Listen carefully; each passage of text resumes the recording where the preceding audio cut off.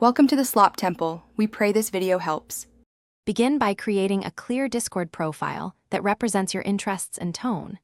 Enable 2FA for account security before you join public servers or interact with strangers. Use server discovery and join 50 to 100 relevant servers that match hobbies, games, or study topics.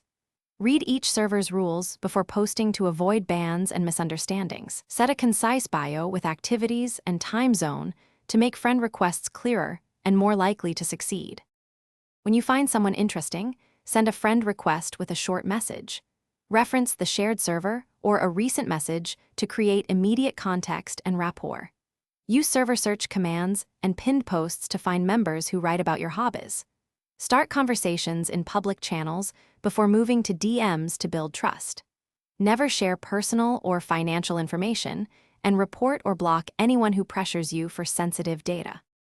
To deepen connections, host events or join recurring voice hangouts in your servers. Use bots to manage introductions, assign roles, and schedule meetups for consistent interaction.